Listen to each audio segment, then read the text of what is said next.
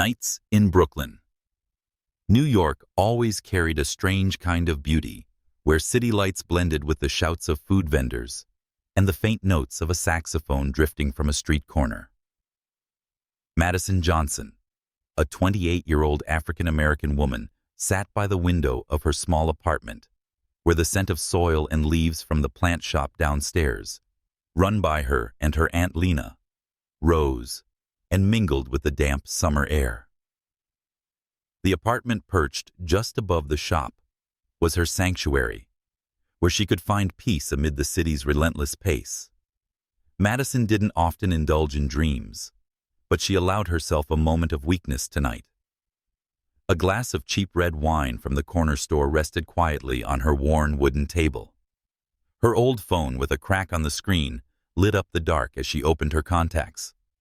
Her thumb hovered over a number she hadn't dialed in 10 years, the number belonging to Malik, the boy she had once secretly loved in high school. A silent love never spoken that lived only in scribbled notebook margins and fleeting glances in crowded hallways. Malik was now just a distant memory, a dream never come true. Yet tonight, after a long, exhausting day, she wanted to unburden the words she had carried for so long. Her fingers trembled as she typed, "You probably don't remember me, but I loved you. A quiet love unspoken. Maybe in another life you loved me too. I just needed to say it to feel lighter inside." She stared at the message, her heart pounding, as if she had confessed a world-shaking secret. The wine blurred her thoughts, and in a moment of recklessness, she hit send. The message flew out like a bottle cast into a digital ocean, with no hope of anyone finding it. She didn't know that, due to one wrong digit, the text never reached Malik, but landed instead in a stranger's inbox. Miles away, in a gleaming glass tower, in the heart of Manhattan, George Moore, 34, sat alone in his office. As CEO of Moretech, a multi-billion-dollar tech empire, George embodied success, wealthy, powerful, and untouchable. A white man with neatly combed dark brown hair and piercing blue eyes that rarely betrayed emotion, he worked late on the 72nd floor, the only office still lit at 2 a.m. Before him stretched screens filled with figures and charts from a multi-million-dollar acquisition, but his eyes were tired not from the work, but from the emptiness that had long weighed on him. Then his personal phone buzzed, a rare sound in the stillness. He seldom gave this number out, reserving it for family and a handful of old college friends. A strange number flashed on the screen. His first instinct was to ignore it, but something stopped him. Maybe curiosity, maybe the desire to escape the monotony of spreadsheets, if only for a moment. He opened the message. Madison's words appeared before him, simple yet heavy, like a stone breaking the surface of still water within him. "You probably don't remember me, but I loved you." Those words weren't meant for him yet. They stirred something profound inside, a feeling he hadn't known in years. George read the message again and again, his brow furrowing. He was used to cold business emails, spam texts, or opportunistic invitations from people chasing his name. But this was different. This was raw, honest. A small fragment of pain and hope wrapped in words. Leaning back in his leather chair, the glow from his computer screen sharpened the weary lines of his face. He didn't know who had sent it, but he knew this wasn't a joke. It was real, and that reality reminded him he was still human, not just a machine running a company. His fingers hovered over the keyboard of his phone, hesitant. He wasn't the type to reply to unexpected messages, but something in those words wouldn't let him ignore them. At last he typed, "I don't think this message was meant for me, but thank you for writing it. It's beautiful." He pressed send and immediately wondered what he had done. Why respond to a stranger? He set the phone down, tried to return to his report, but his mind kept circling back to that message, as though it were a doorway into a world he had never known. The next morning, sunlight slipped through Madison's thin curtains. She stretched, still foggy from a restless sleep. On the bedside table, her phone lit up. Her heart nearly stopped when she saw the notification from the wrong number. "I don't think this message was meant for me, but thank you for writing it.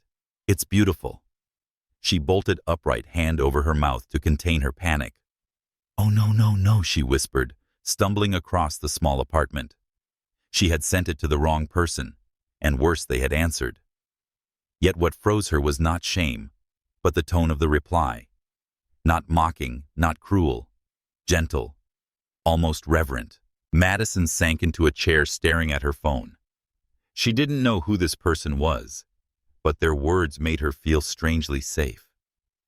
Biting her lip, she typed, "I'm so sorry. Thank you for not making fun of me." She hit send before she could second-guess herself, her pulse racing. Aunt Lena called her to breakfast downstairs, but Madison couldn't tear her eyes from the screen.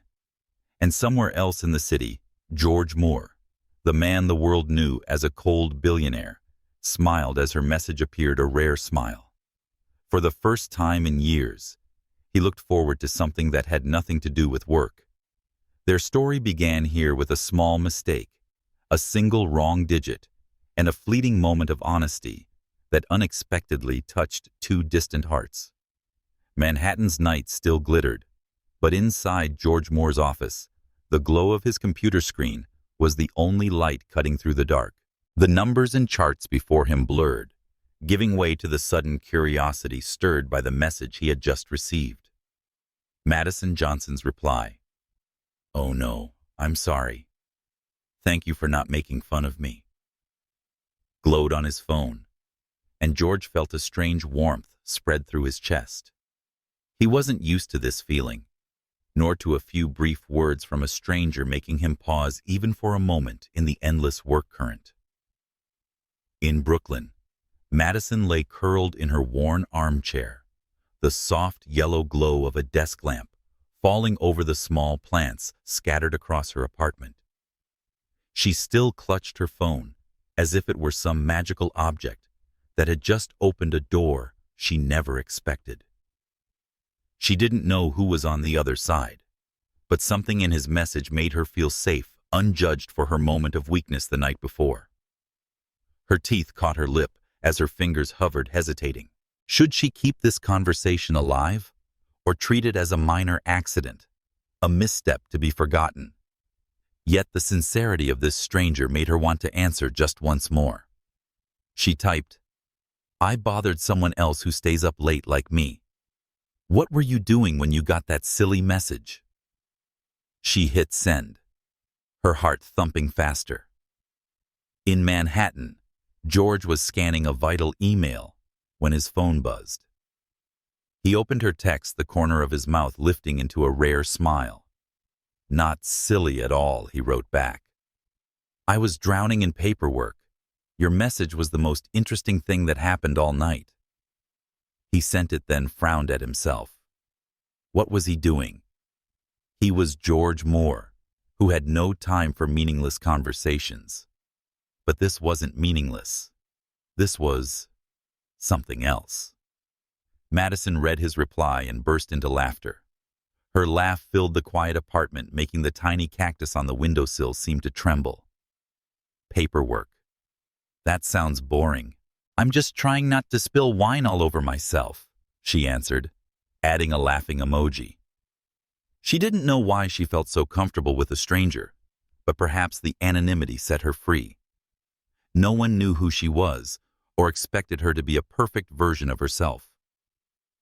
Over the next few days, their texts became part of the rhythm of their lives.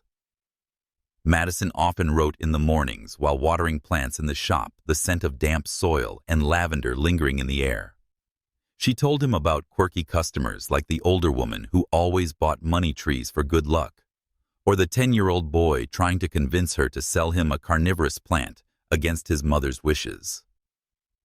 In the rare moments he stepped away from the office, George replied during lunch breaks or at night when the city was asleep. He shared small memories, like how he once tried to learn guitar in high school, but quit after 3 chords, or how he loved watching rain from his window, but rarely had time for it. They never asked for names, which was an unspoken agreement. Madison liked it that way. No names, no pressure, just fragments of themselves like puzzle pieces of an unfinished picture. She didn't speak of the hard days of how her mother had died of illness, leaving her with Aunt Lena, and a hollow space no one could fill. She didn't mention the nights she sang along to old Aretha Franklin records to feel her mother close again. On the other hand, George never mentioned the tech empire he ran, or the suffocating weight of boardroom meetings where every eye pinned him waiting for a mistake. Instead, one night, he sent her a photo of the night sky from his balcony, careful not to show his face. "Do you ever look up and wonder what people are thinking?" he wrote. Madison gazed at the stars glittering on her screen and smiled. "All the time. They're looking for a place to belong. Just like me." She pressed send, then sank into her bed, feeling an odd connection to this stranger. In Manhattan, George read her words, his expression softening. Sharing his thoughts wasn't something that came naturally, but with her, it seemed easy. "Maybe you're right," he replied. "I think I'm searching for that place too." Madison sat by her window one rainy night in Brooklyn, listening to raindrops tapping the roof. She had just finished a large order for a wedding, exhausted but satisfied. Her phone buzzed. George's message appeared. "Do you ever feel like this city is too big yet? Somehow too small to hold everything you want to say?" She smiled faintly, her fingers flying every day. "Sometimes I want to scream it all out, but I'm afraid no one would hear." George stood on his balcony, rain soaking his shoulders as he typed, "I'm listening." The words made Madison's breath catch. She didn't know who he was, but he was listening, and that alone made her feel less invisible. "Thank you. I needed that more than I realized," she replied. George read her message, warmth spreading through him, making the cold rain seem less harsh. He didn't know who she was, but he wanted to. Not out of idle curiosity, but because she reminded him he was more than a name splashed across the cover of Forbes. Their messages continued, each word, a fragile thread drawing them closer. Madison began to anticipate the little notifications on her phone, even if it was just a simple question like, "What's your favorite season?" George, who had always controlled every aspect of his life, began to feel himself losing control, not in a dangerous way, but in how one realizes they're falling into something greater than themselves. They weren't ready yet to step out of their anonymous world, but both knew deep down that one day they would have to face each other, not through screens, but in the flesh. Days in Brooklyn moved to their familiar rhythm, the chirping of sparrows outside the window, the smell of Aunt Lena's brewed coffee each morning, and the rustling of leaves as Madison carefully tended to the plants in her shop. But now, something new had woven itself into her routine messages from a stranger whose name she still didn't know. Each time her phone buzzed, her heart skipped as though she were receiving a small gift from the universe. She didn't know who was on the other end, but his words carried a strange familiarity, as if they had known each other for years, even though it was only through lines of text on a screen. This morning, Madison was arranging a batch of freshly delivered ferns. Sunlight streamed through the shop's front windows, making the lush green leaves sparkle. The phone in her coat pocket vibrated. She wiped her hands on her apron and smiled as she read his message. "Do you ever think about planting a vast garden where everything could grow wild and free?" Madison paused, considering. She typed, "Yes. I dream of a garden full of wildflowers where no one tells them how to grow. But I only have a few square feet and some stubborn potted plants here in Brooklyn." She added a smiling emoji and set her phone down, but her eyes kept sneaking glances, waiting. In Manhattan, George sat in a glass-walled conference room, surrounded by the stern faces of investors. They deeply discussed a new artificial intelligence project, but his mind drifted elsewhere. When his phone buzzed, he glanced at the screen and saw Madison's reply. A smile tugged at his lips, a rare enough sight that his assistant Clara raised an eyebrow. George rarely smiled in these meetings. During a short break, he typed quickly, "Wildflowers, sound perfect. I bet you have a gift for making things bloom, even in a crowded place like Brooklyn." He hit send, then tried to focus again, though his mind stayed fixed on the image of a garden he had never seen. Their exchanges gradually became an inseparable part of their days. Madison often texted during breaks, sitting on the shop's old bench with a peanut butter sandwich in hand. She shared small slices of life she loved, listening to Nina Simone's jazz on Saturday nights, or when she dropped a pot and spent an hour sweeping soil off the floor. She never mentioned the more complex truths, working extra shifts to make rent, or the pang of loneliness when she watched families walk past the shop laughing together. Yet in every message, she revealed another piece of herself, a Madison who loved simple things, but carried dreams far larger than her little corner of Brooklyn. In the rare moments he stepped away from work, George returned fragments of his world. He told her about pausing in the park to watch a puppy chase its tail, or how he loved the smell of old books, though he hardly had time to read. He avoided mention of the lavish galas he was expected to attend, or the relentless pressure of shareholders who demanded perfection. Instead, one afternoon, he snapped a picture of a bland cup of office coffee, captioning it, "Today's coffee tastes awful. What do you drink to start your day?" Madison laughed aloud, replying, "Homemade mint tea from leaves. I grow in a pot. Beats any coffee." George read her words, picturing her in the shop surrounded by greenery, and felt a strange longing to see that place, if only once. One evening, while Madison was sweeping up, a longer message arrived from him. "Do you ever feel like you're living inside a shell, doing what people expect, but not what you really want?" She froze. The broom halted in her hands. His words touched something hidden deep inside her. She typed, "Yes, many times. Sometimes I wonder what I'm doing here, caring for plants while the world rushes ahead. But then I think at least plants don't judge me." She sent it, her chest lighter after the confession. Sitting alone in his vast but empty apartment, George read her message and felt a sharp pang of recognition. He typed, "I understand. Some days I want to walk away from it all, to sit somewhere and listen to someone tell real stories." "Like you do," he sent it, then looked at the city lights glittering like an artificial sea of stars. He didn't tell her that he was the head of a multi-billion-dollar company, or that every choice he made rippled through thousands of lives. With her, he didn't have to be George Moore, CEO. He could be George, a man who liked hearing about plants and mint tea. Their messages grew deeper, reaching corners of the soul they rarely shared with anyone else. Madison told him about a Harlem street festival where she danced to soul music in the crowd, free as she'd never felt before. George told her of a morning he woke up early to watch the sunrise, only to fall asleep and miss it. They laughed through their words, trading moments they had never revealed to another person. Yet both sensed an invisible boundary.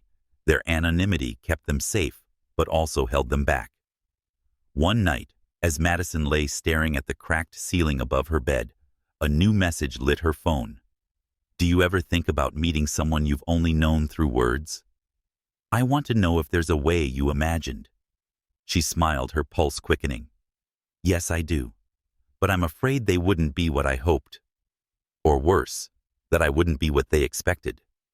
George's reply came almost instantly. "I think you'd be even more incredible than I imagine." Madison read his words, her face warming. She didn't reply immediately, but deep inside, she knew their conversation was approaching a turning point that filled them both with anticipation and fear. On a Saturday afternoon, Harlem pulsed with life jazz, drifting from street corners, the aroma of toasted bread wafting from food carts, and the laughter of children playing on the sidewalks. Madison Johnson stepped into Blue Note, a small, cozy cafe between rows of red brick buildings. Its walls were decorated with portraits of legendary jazz musicians, and the air carried the warm blend of freshly ground coffee and cookies straight from the oven. She had chosen this spot for her first meeting with strangers she had only known through text messages. Earlier, she had stood in front of her apartment mirror debating what to wear before finally choosing a bright yellow dress, one her Aunt Lena had always said made her look like a ray of summer sunshine. She wore little makeup, just a touch of pink lipstick, and tied her hair in a loose bun for comfort. Inside her nerves fluttered a mix of anticipation and fear, as though she were about to enter a new world she wasn't ready for. Across the city, George Moore was also preparing, caught in an unfamiliar mood. He stood before the wardrobe in his penthouse, staring at rows of meticulously tailored suits. But today, he didn't want to be the CEO of MoreTech, or the man people watched with admiration or calculation. Instead, he reached for a navy sweater and dark jeans, which he rarely wore. When he looked at himself in the mirror, it felt like shedding a layer of armor, leaving him both lighter and more exposed. He didn't know who the woman he was about to meet truly was, but he knew she had made him laugh more in recent months than anyone else had in years. And that was enough to pull him out of his comfort zone. Madison arrived at the cafe first and chose a small table by the window to watch the busy street. She gripped her cup of mint tea, her fingers drumming nervously on the table. Each time the doorbell chimed, she lifted her head, her heartbeat quickening. She wondered what he would look like.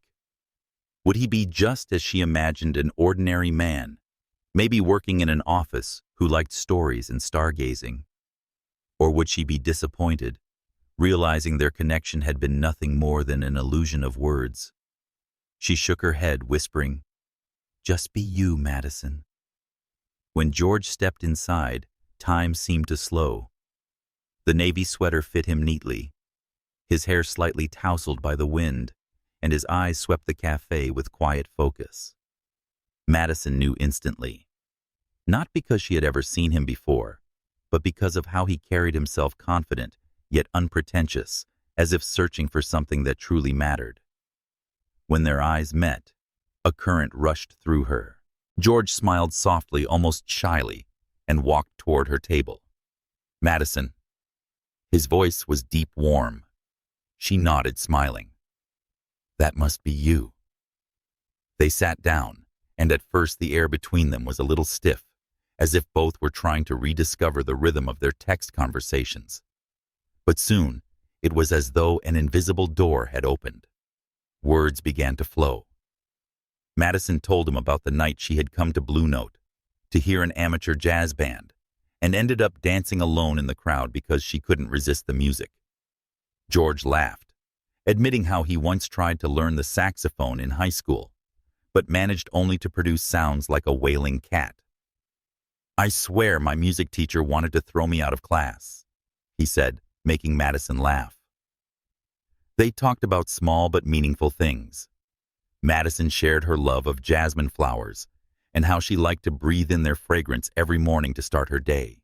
George told her about when he stopped in a small town during a business trip and spent hours by a river listening to the water. Neither mentioned their jobs or true identities. George didn't speak of board meetings or media pressure. Madison didn't bring up late nights spent keeping her plant shop afloat. In that cafe, they were simply two people sharing real moments, as if the outside world had ceased to exist. But the world rarely lets go so easily. While they laughed over a silly story, a man at a nearby table discreetly raised his phone and snapped a photo. Madison didn't notice, but George, honed by years of living under media scrutiny, felt unease. He said nothing, unwilling to spoil the moment. Instead, he watched Madison, her eyes shining as she spoke about how Aunt Lena had once taught her to make traditional cornbread. For the first time in years, George found himself wishing he could hold on to a moment forever. The meeting lasted longer than either had planned. Their tea and coffee had gone cold, but they remained talking about music, old films they both loved, and dreams they had never confessed to anyone else. As the golden hue of sunset spilled onto the busy street outside, Madison glanced at the time and gasped. "I have to go. Aunt Lena will worry if I don't help close the shop," she said, regretting it in her voice. George nodded, rising with her. "Let me take you home," he offered. Madison shook her head with a gentle smile. "Next time. Tonight I want to keep things light." They stepped outside, the cool evening air wrapping around them. Just before parting, Madison turned back. "Thank you for coming. I didn't think I'd have this much fun." George's smile was soft, his gaze tender. "Thank you for giving me a reason to be here." They stood quietly, caught in the pull of something neither could name. Then Madison waved and walked away, her yellow dress a bright flame against the crowd. As George returned to his car, he didn't know that the discreet photograph had already made its way onto social media, captioned, "Mortec's mysterious CEO spotted on a date in Harlem. Who is the mystery woman?" The media storm was already gathering, ready to shatter the fragile little world they had just begun to build. Sunday morning in Brooklyn began with gentle sunlight filtering through the trees along the street, but inside the small apartment above the plant shop, Madison Johnson felt none of the usual peace. She woke to the insistent buzz of her phone, its screen flashing with dozens of notifications from apps she rarely used. Rubbing her eyes, she sat up and unlocked the device with a sense of dread. The flood of social media alerts hit her all at once. Hundreds of likes, comments, and shares, all connected to a post titled, "Mortec's mysterious CEO on a date in Harlem. Who is the mystery woman?" Attached was the candid photo from Blue Note. Her and George sitting across from each other, eyes bright, genuine smiles. Madison's heart sank. Zooming in, she saw her face clearly, the yellow dress, the loose bun in her hair, and the smile she rarely revealed to strangers. What chilled her, though, were the comments beneath the post. "Who does she think she is? Sitting with George Moore," one wrote. "Gold digger. Obviously look at her clothes," sneered another. Some remarks cut even deeper, attacking her looks and her background, as if she had no right to appear in the same frame as him. Madison switched off her phone, her hands trembling. She had never imagined a straightforward afternoon could turn into a storm like this. In Manhattan, George Moore was also alerted. His assistant Clara called when he stepped out of the shower. "You need to see this," she said tensely, sending him the link to the viral post. George scanned the screen, his jaw tightening at the headline and the comments. He knew the media world too well. The paparazzi shots, twisted narratives, and merciless judgments. But this time it wasn't only about him. It was about Madison, the woman he had come to value more than any deal or acquisition. He called his PR team immediately, voice cold and commanding. "Get that post taken down," he ordered, "and make sure no one bothers her." Meanwhile, Madison tried to steady herself. She walked downstairs into the plant shop, where Aunt Lena arranged new orchids. "Why the long face?" Aunt Lena asked, her sharp eyes catching Madison's unease. With a sigh, Madison handed her the phone. Aunt Lena skimmed the post, then set it down with a shake. She said people will always make noise about things that aren't their business. "Are you all right?" Madison nodded, though her chest was tight. It wasn't the cruel comments that frightened her. She had grown used to being judged since her school days. What scared her was how this unwanted attention might destroy something fragile that she and George had only begun to build. Her fingers hesitated over the keyboard before finally texting him. "Did you see that post? I don't know what to do." George's reply came instantly. "I'm handling it. I'm sorry, Madison. It didn't get this far." Relief mingled with fear as she read his words. She typed back, "It's okay.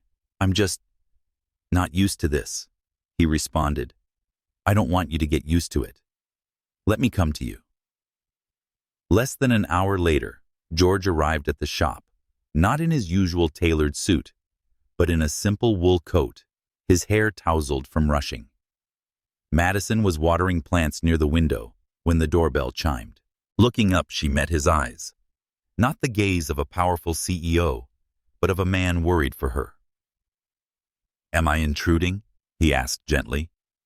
Madison shook her head with a faint smile. No, but I'm the city's new headline. George stepped inside, surrounded by the scent of chrysanthemums and damp soil. They'll forget in a few days, he said firmly. I've already told my team to shut it down. They sat together in a quiet corner of the shop, surrounded by green leaves. Madison confessed how exposed she had felt reading the comments. She admitted, I don't care what they say about me, her voice trembling. But I hate that they think I'm with you for money or fame. George met her gaze, his eyes unwavering. They don't know you. They can't tell us. And I don't care what they think as long as you know the truth. Madison nodded, though a shadow of doubt lingered. She had never imagined a straightforward meeting could unleash such a storm. George told her about his first experience being hunted by the press, when a Mortec deal had failed and the media had painted him as the sole villain. I learned then that the world loves stories that aren't true, he said quietly. But I promise I won't let them hurt you. Madison studied him, feeling the sincerity in his words. She didn't know who he was in the world beyond these walls, but here among the plants, he was simply George, the man who listened and made her feel seen. Their conversation was interrupted when a small crowd appeared outside the shop, some lifting their phones to snap pictures through the glass. Madison flinched, retreating behind the counter. George rose immediately, stepping outside. His voice was calm, but edged with steel as he confronted them. This is private property. You're not allowed here. The group dispersed reluctantly, but Madison knew this was only the beginning. She looked at George, gratitude mixed with fear. Thank you, she whispered, but I don't know if I'm strong enough for all this. George took her hand, firm yet tender. You don't have to be strong alone, he said. I'm here. A fragile warmth flickered back in Madison's chest, but as she glanced toward the window where the streetlight cast shadows of passers-by, she knew the world outside wouldn't let them go so easily. And somewhere in a sleek Manhattan office, a pair of watchful eyes waited, ready to turn their story into something much bigger and far more dangerous. Morning at Madison Johnson's plant shop in Brooklyn carried an air of false tranquility. Sunlight streamed through the windows, casting a warm glow over rows of cacti and lavender neatly arranged on wooden shelves. Madison was tying a bouquet of white chrysanthemums for a loyal customer, her hands moving with practiced ease, but her mind was far away. In recent days, the relentless media attention has made her feel as if she were living inside a glass cage, with every move under scrutiny.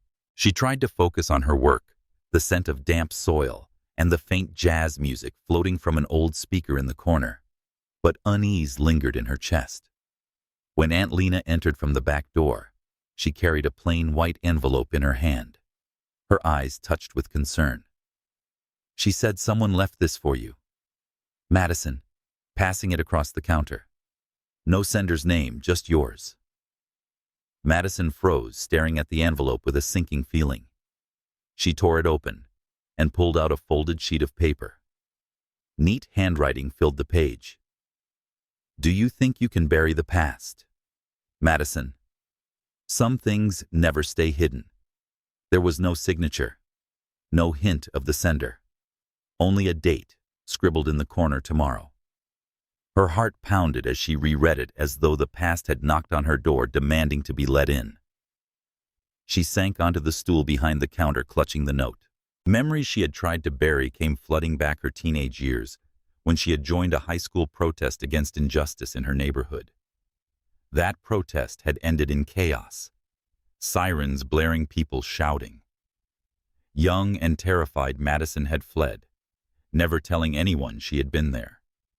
It wasn't a grave crime, but a scar she had tried to keep hidden, buried beneath years of nurturing plants and building a quiet life. Now someone knew and was using it to threaten her.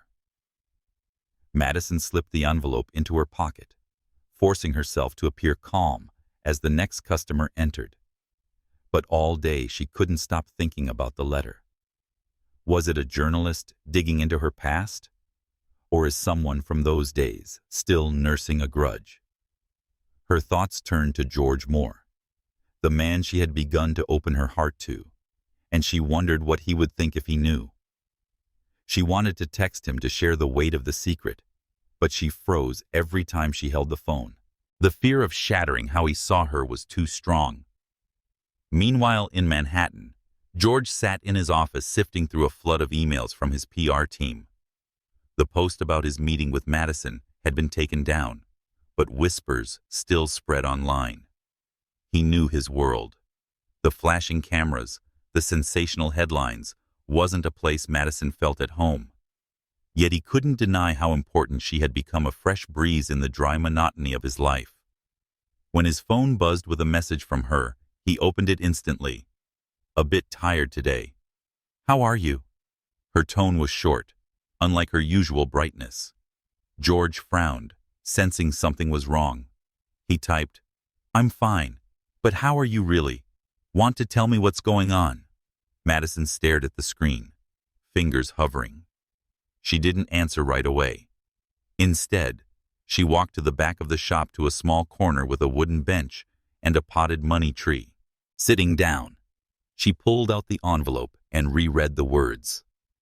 "Some things never stay hidden." The sentence sliced through her like a blade stripping her bare. She wanted to believe George wouldn't judge her, but fear clung tight. At last she typed, "Just a long day. I need to hear a funny story from you." George smiled faintly at her reply, though he knew she was hiding something. He wrote back, "Yesterday I spilled coffee all over my keyboard. The boardroom looked at me like I'd destroyed a masterpiece and got anything funnier than that." Madison chuckled, a slight fragile sound. She told him about a customer who insisted on buying a cactus to ward off bad energy in their new apartment. For a while, their conversation let her forget the letter. But when night fell, her anxiety returned. Lying in bed, staring at the cracks in the ceiling, she wondered who had sent it and why now. She thought about telling George, but decided to wait. Maybe tomorrow, when the date in the letter arrives, everything will be more transparent. The next morning, Madison opened the shop earlier than usual, hoping work would distract her. But every time the bell over the door rang, she jumped, half expecting the letter's sender to walk in. She tried to focus on arranging a new delivery of plants, but her eyes kept darting toward the entrance. George, sensing her unusual silence, texted at midday, "Are you sure you're okay? I can stop by if you'd like." Madison read the message, warmth spreading briefly through her chest, but she wasn't ready to share the burden yet. "Thanks. I'm fine. I need a quiet day," she wrote back, though she knew that quiet was an illusion. As twilight fell over Brooklyn, Madison stood behind the counter, her hand wrapped tightly around a pair of pruning shears. She didn't yet realize the sender of the letter was closer than she thought, and that the past she had fought to bury was about to step through her door, carrying secrets that could shake the fragile world she and George were building. The afternoon in Brooklyn glowed with a warm orange haze, softening the bustle of the streets. Inside Madison Johnson's plant shop, the familiar scent of damp soil and jasmine lingered in the air, but the peace she once cherished had been shattered by the anonymous letter she received the day before. Standing behind the counter, arranging small potted plants, her eyes kept darting toward the glass door, as if expecting something or someone to appear. The letter, with its chilling words, "Some things never stay buried," remained tucked in her coat pocket, a weight pulling her back into the past. The doorbell chimed, and Madison flinched. She looked up, and her heart nearly stopped. Stepping inside was Aisha, a face from long ago, now carrying a sharper confidence than Madison remembered. Aisha wore a long gray coat, her curly hair tied high, and her eyes glimmered with a determination that was hard to read. Madison. Aisha said, her voice calm, but edged with steel. It's been a long time. Madison froze her hand, gripping the counter. She instantly recognized her, an old high school friend who had stood by her during that chaotic protest years ago when they were both young and full of fire. Aisha, Madison replied, forcing her tone steady. What are you doing here? Aisha smiled, though it carried none of the warmth from their youth. She stepped closer, resting her hand on a money tree plant, as though appraising it. I sent you the letter, she said bluntly. It was the only way you'd actually talk to me. A chill rushed through Madison's veins. Why, she demanded, voice low and tense. Why drag up the past? What do you want? Aisha sighed, her gaze softening slightly. I don't want to hurt you, Madison, but I'm a journalist now, and your story, it's hot. You, the plant girl from Brooklyn dating George Moore, CEO of Moore Tech. People want to know everything about you. And I know about that night, the protest. Madison's throat tightened. She remembered it all, the wail of police sirens, the panic in her chest, the shame of running, while others, Aisha included, had stayed behind to face the fallout. She had never confessed to anyone, not even Aunt Lena. What are you going to do? She asked, her voice trembling. Write an exposé. Turn me into another headline. Aisha shook her head, though her eyes remained sharp. I haven't decided. But I need a story, Madison. And right now, you're the biggest one. Anger flared inside Madison, but she held it down. She stepped out from behind the counter, standing eye to eye with her old friend. I'm not that girl anymore, she said firmly. Yes, I made mistakes, but I've spent a decade rebuilding my life. You don't get to dig up my past to sell a few articles. For the first time, Aisha's confidence faltered. You ran, Madison, she said quietly. You left me and everyone else to face the consequences. I don't blame you, but you owe me an explanation. Madison inhaled deeply, memories crashing back, shattered glass shouts, fear tightening her legs, until all she could do was run. I was scared, she admitted. I didn't know what else to do. I wanted to forget it, and I thought you did too. At that moment, George Moore quietly entered through the back door, holding a bag of pastries and coffee, planning to surprise her. He froze at her tense voice, his gaze locking on Aisha. He stayed behind a row of plants, silent, waiting. Madison noticed him out of the corner of her eye and gave a subtle glance, a clear signal. Don't interfere. She wanted to face this herself.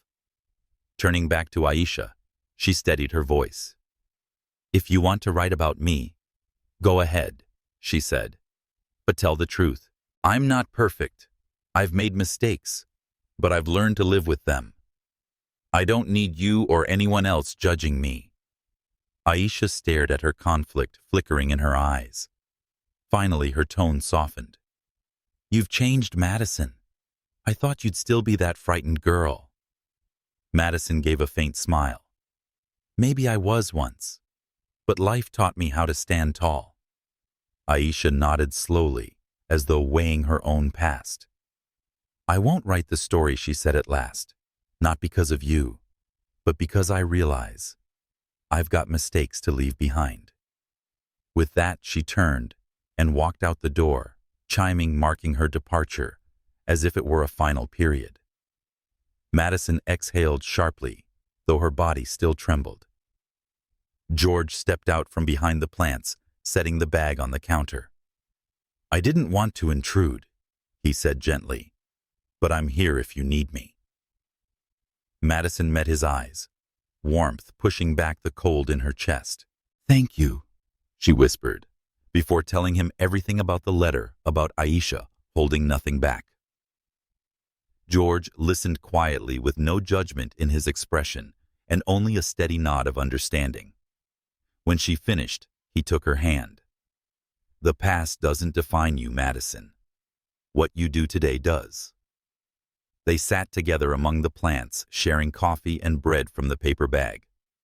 For the first time in days, Madison felt lighter, as though a heavy weight had been lifted. But she knew their battle wasn't over.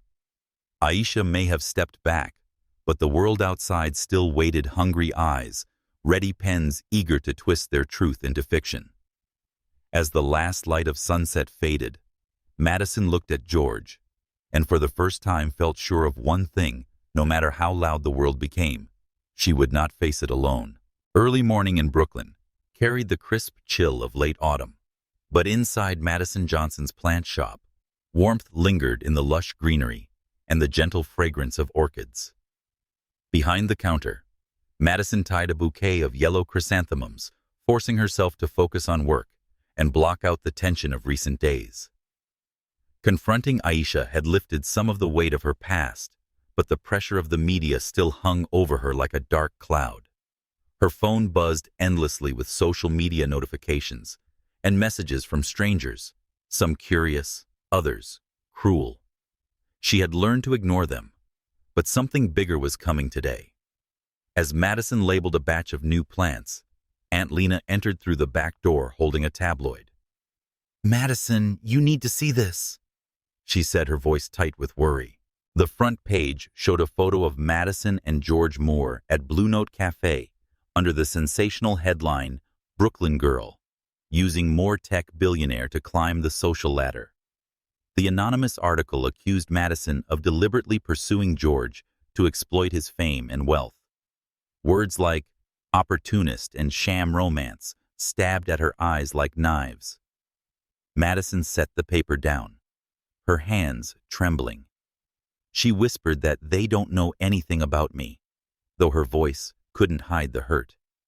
In Manhattan, George Moore was meeting with Moretech's legal team when his assistant Clara entered, her face tense. She said, "You need to see this article," handing him her phone. George scanned the story, his brow furrowing in anger. He immediately recognized the fingerprints of Sophia Laurent, a former business partner with whom he had once shared a significant project. Ambitious and manipulative, Sophia had long sought control over some of Moretech's shares, and now she had turned her sights on Madison to weaken him. George called his PR team on the spot, his voice cold but resolute. "Find out who's behind this, and make sure Madison's name is protected." Meanwhile, Madison felt anger rising inside her. She refused to be a victim of lies, nor did she want George to fight her battles for her. She sat down in the shop's small corner at the old wooden table with a tiny cactus perched on top. Opening her phone, she scrolled through the malicious comments online. Some called her a gold digger. Others mocked her plant shop, sneering at her love of greenery as if it were shameful. She realized that if she stayed silent, the lies would grow louder, reshaping her into someone she no longer recognized. So, she decided to act. Madison propped her phone against a stack of books and hit record. No makeup, no special lighting, just her with her loose bun and steady eyes. "Hello, my name is Madison Johnson." She began, looking straight into the camera. "Most of you know me from recent headlines as the so-called mystery girl or the opportunist dating George Moore. I'm here to tell the truth." She spoke about her life growing up in a tough neighborhood, losing her mother young, and finding solace in caring for plants.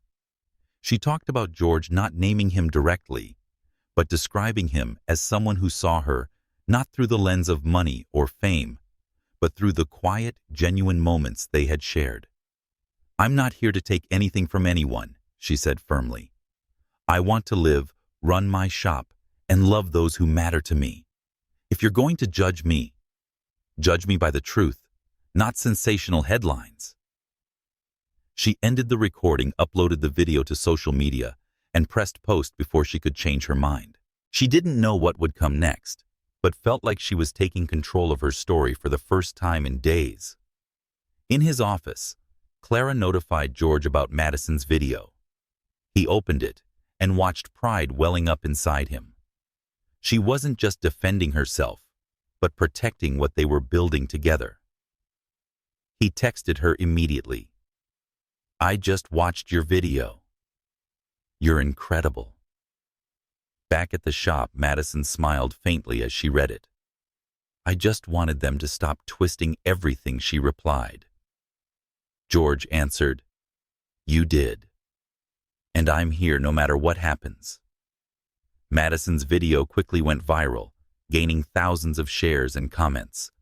Many praised her sincerity and courage, while others still doubted her motives. Madison didn't read the negative voices. Instead, she focused on her work on the loyal customers who came in and told her how proud they were of her. After watching the video, Aunt Lena wrapped her in a tight hug. "You did well," she said softly. "Your mother would be proud too." Meanwhile, Sophia Laurent watched the video in her sleek Manhattan office with a cold gaze. She hadn't expected the plant shop girl to fight back, and certainly not to win public sympathy. Madison's growing support threatened her plan. Sophia typed a quick message to a media contact, dig deeper into her. "I need something bigger." She knew that if she wanted to hurt George, she'd have to strike at his weakness, and Madison had become precisely that. Madison stood outside her shop as the day ended, watching the sunset wash Brooklyn streets in gold. Relief washed over her, but she knew the battle wasn't finished. At that moment, George appeared with a box of cookies from her favorite bakery. "I figured you could use something sweet after today," he said with a smile. Madison laughed softly, taking his hand. "Thank you for not running away," she whispered. George's eyes held hers, steady and true. "I'm not going anywhere, Madison." But both knew the media storm was still circling, ready to strike again. Morning in Manhattan carried an uneasy stillness, as if the city held its breath before a storm. Inside the glass tower of Moortech, George Moore walked into the boardroom with a calm exterior, though inside he felt the weight of the day pressing down. A vote was about to take place, initiated by Sophia Laurent, his former business partner, to remove him as CEO. Sophia had seized on the rumors surrounding his relationship with Madison Johnson, amplifying them into accusations of improper conduct and damaging the company's reputation. George knew this was more than a battle for his leadership. It attacked what he valued most, his relationship with Madison. In Brooklyn, sunlight streamed through Madison's plant shop windows, casting a glow on rows of ferns. Her video had received widespread support, but the media pressure had not eased. That morning, she received a message from George. "Today is an important day. I want you to know that you are the reason I keep going." Madison smiled faintly, though her heart felt heavy. She knew the trouble stemmed from their relationship, and she didn't want to cause George to lose what he had built. She typed back, "You can do this. I believe in you." In the boardroom, Sophia entered with her trademark icy confidence. She wore a deep red suit, her sleek hair pulled high, her predatory gaze sweeping the room. Dropping a thick file on the table, her voice cut sharply through the air. She declared that the board must address George Moore's recent behavior. "The headlines, the photos, and the relationship with an unknown woman are damaging Moortech's credibility. We need a leader focused on the company, not distracted by personal drama." Some board members nodded, while others glanced uncertainly at George. George rose to his feet, his voice steady but resonant. "I won't deny that my personal life has attracted attention. However, Moortech was not built on tabloid headlines, but on innovation and trust. If this board wishes to vote, let it be based on my performance, not twisted stories. And if someone here has deliberately fueled these rumors, we should be questioning their motives." Just then, the doors opened.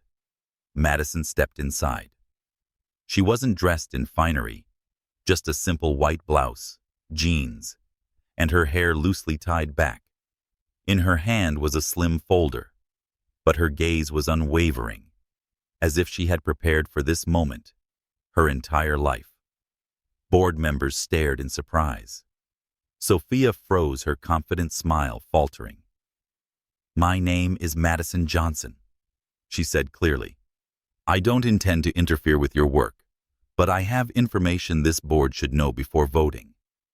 She laid the folder on the table, her eyes locked on Sophia. "This proves that Sophia Laurent paid to spread false information about George Moore and me. She hired a journalist to write the tabloid story and used her industry contacts to amplify it deliberately, trying to weaken George's position." She slid the folder toward Henry, a senior board member with significant influence. Inside are emails, text messages, and payment receipts, all verified. The room fell silent. Henry flipped through the pages, his brows furrowing at the undeniable evidence. Sophia tried to hold her composure, but her tapping fingers betrayed her unease. "These accusations are baseless," she said, her voice slightly trembling. "I had no reason to do such a thing." Madison cut her off, her tone calm but sharp. "You had every reason. You want control of Moretech and thought destroying George's reputation was the easiest way. But you were wrong." George looked at Madison, pride and gratitude shining in his eyes. He hadn't known she had prepared this working with an old high school friend, a tech expert, to gather the proof. She hadn't done it for him alone, but because she believed the truth needed to be heard. Henry lifted his gaze from the documents and turned to Sophia. "If this is true, Ms. Laurent, you have committed a grave violation of corporate ethics." He faced the board. "I propose we shift the vote not on George Moore's removal, but on reviewing Ms. Laurent's role in this board." Whispers spread quickly, and soon the members agreed. Sophia rose to her feet, her eyes cold with defeat. "You'll regret this," she hissed before striding out, the sharp click of her heels marking her downfall. When the door shut, George reached under the table, gently squeezing Madison's hand in silent thanks. She smiled back, feeling the weight lift from her shoulders. After the meeting, George and Madison stood together on the balcony of the Moretech Tower, gazing over the city glowing with evening lights. "You didn't have to do that," George said quietly. "But I'm glad you did." Madison shrugged, smiling. "I won't let them define us. I want us to write our own story." George looked at her, his eyes soft. "You're the bravest person I've ever known." Madison shook her head with a small laugh. "I'm just a girl who sells plants, George, but I don't want to lose you." They stood there hand in hand, knowing they had found each other no matter how loud the world outside was. Yet Madison understood this victory was only temporary. Curious eyes still lingered, and their story was far from over. Beneath the city lights, they braced themselves for the trials to come, but this time they would face them together. The waves along the Virginia coast rolled gently onto the shore, carrying the ocean's salty breath. The small town where Madison Johnson had once spent her childhood summers, nestled quietly between rows of green trees and rustic wooden houses.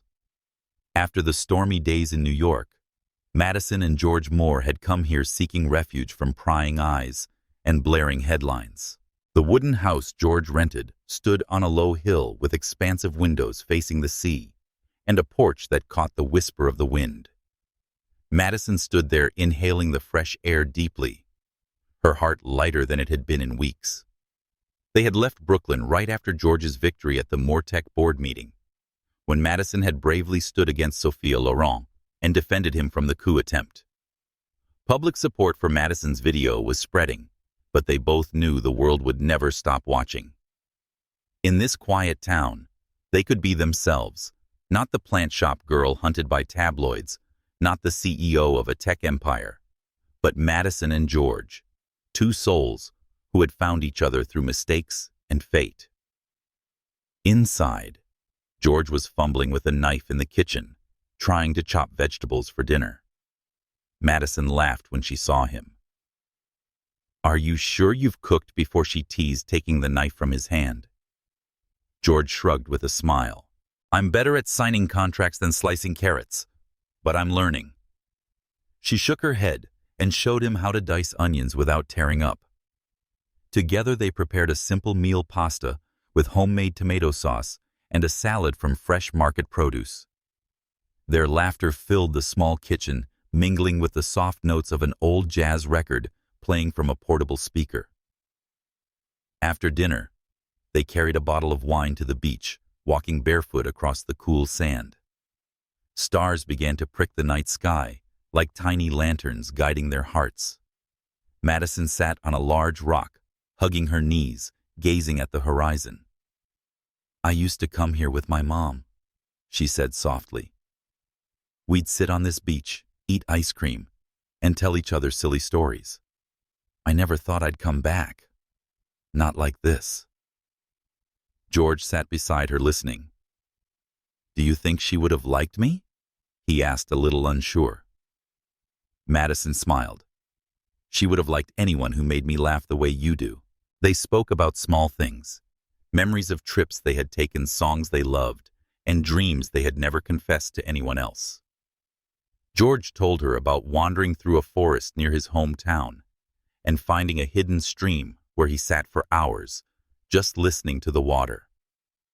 Madison recalled planting a sunflower in Aunt Lena's backyard, only to wither after growing just a few inches. They laughed not at the sadness, but at the way imperfect moments carried their own kind of joy. When the moon hung high over the sea, George took Madison's hand and led her along the shore. He stopped, turning to her with eyes deep and steady. "Madison, there's something I need to say." He began, his voice low but sure. "When I got your first message, I thought I had lost the ability to feel anything beyond work. But you changed that. You made me want to live, not just exist." Her heartbeat quickened, but she said nothing, letting him continue. George reached into his pocket and pulled out a small velvet box. Inside lay a simple ring, its stone shimmering under the moonlight. He said, "I can't promise you the whole world. It's too noisy, too harsh.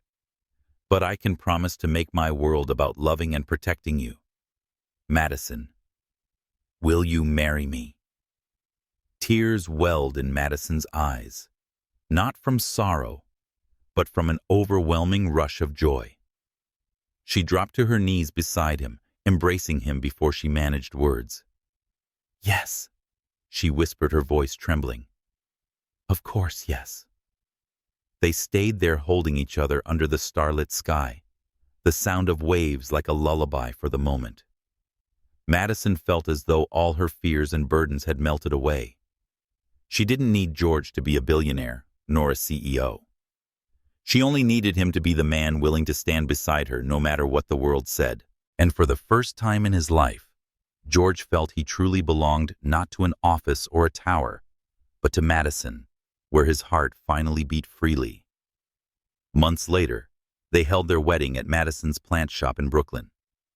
There were no camera flashes, no reporters, only those they loved most. Aunt Lena stood in the corner wiping tears as Madison walked out in a simple white dress, her hair adorned with tiny daisies. George wore a linen shirt without a tie, his smile brighter than any spotlight.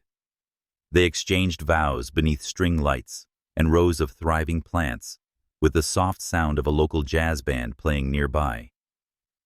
As the reception wound down, Madison and George stood outside the shop, watching their guests depart in the golden hue of sunset. A little neighborhood girl ran up, offering Madison a wildflower she had picked on the way. "You're the happiest lady in the world, aren't you?" the girl asked. Madison smiled, squeezing George's hand. "Today I am," she said. George leaned down, kissing her forehead. And in that moment, they both knew No matter how loud the world outside remained, they had found their home. Their story, born from a wrong number, had become a journey of courage, sincerity, and love. Madison and George didn't promise a perfect ending, but they promised to write the following chapters together, no matter what storms awaited.